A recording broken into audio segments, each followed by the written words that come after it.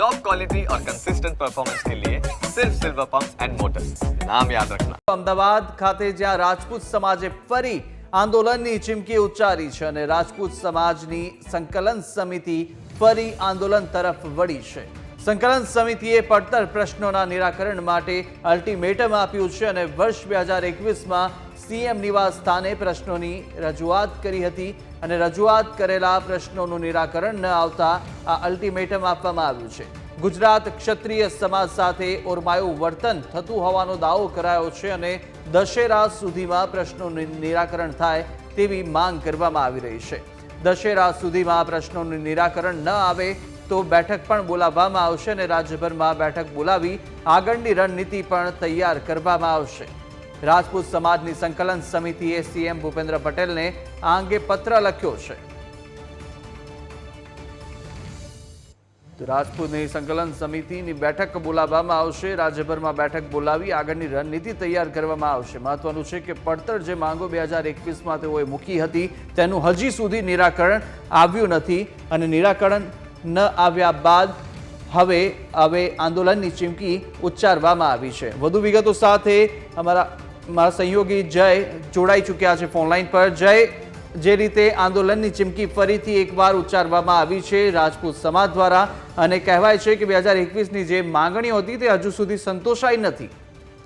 જી કુશાગ્ર વાત કરવામાં આવે તો રાજપૂત સમાજ દ્વારા ફરી એક વખત આંદોલનની ચીમકી ઉચ્ચારી છે, જેની અંદર કહી શકાય કે રાજપૂત જે ગુજરાતની અંદર વિવિધ રાજપૂત સમાજની જે સંસ્થાઓ ચાલે છે તેની સંકલન સમિતિએ એક સીએમ નિવાસ સ્થાન ખાતે વર્ષ 2021ની અંદર રાજપૂત સમાજના જે પડતર પ્રશ્નો હતા તે પડતર પ્રશ્નોની માંગણીઓ કરી હતી અને સમગ્ર જે પ્રશ્નો હતા તેનું નિવારણ લાવવા રજૂઆત કરી હતી। પરંતુ મહત્વની વાત એ કહી શકાય કે વર્ષ 2021માં જે પડતર પ્રશ્નોનું નિવારણ લાવવા માટે જે રજૂઆત કરી હતી તેનું આજ દિન સુધી કોઈ પણ જાતનું નિવારણ ન આવવાના કારણે રાજપૂત સમાજ ફરી એક વખત આંદોલનની ચીમકી પણ ઉચ્ચારી હતી અને સીએમને આજે પત્ર લખીને જણાવ્યું હતું કે ગુજરાત ક્ષત્રિય સમાજ સાથે જે ગેર ઓરમાયું વર્તન થતું હોવાનો પણ પત્રની અંદર ઉલ્લેખ કર્યો છે અને મહત્વની વાત એ કહી શકાય કે રજૂઆત કરેલા જે પ્રશ્નો હતા રાજપૂત સમાજના જે પડતર પ્રશ્નો હતા તેનું નિરાકરણ ન આવતા તેમને અલ્ટિમેટમ આપ્યું છે। એટલે કે કહી શકાય કે દશેરા સુધી જો આ પ્રશ્નોનું નિરાકરણ ન આવે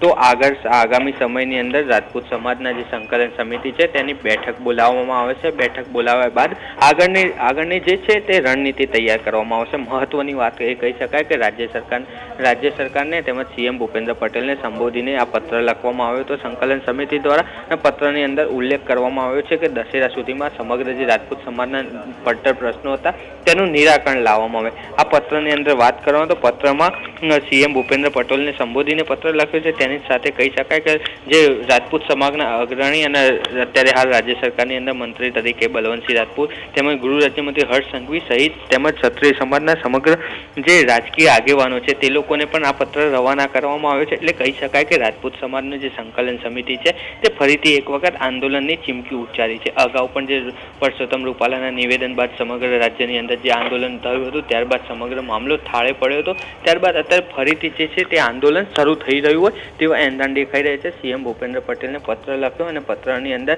દશેરા સુધીની અંદર જો તેમના પડતર પ્રશ્નોનું નિરાકરણ ન આવે તો આગળ આંદોલનની ચીમકી તેમજ બેઠક બોલાવીને આગામી રણનીતિ તૈયાર કરવાની પણ વાત કરી છે। જી જય, ચોક્કસથી જે માંગણી હતી પડતર માંગણીઓ તે કઈ 2021માં મૂકવામાં આવી હતી, કેટલી સંતોષાઈ કેટલી નથી સંતોષાઈ, શું વિગતો છે એમાં?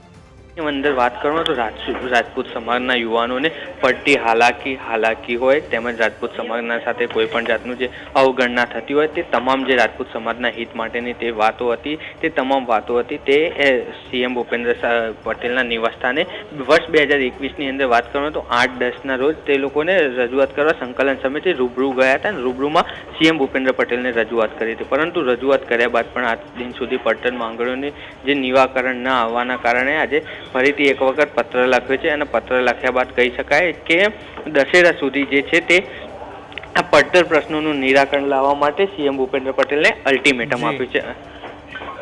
બિલકુલ જય, માહિતી બદલ આપનો આભાર।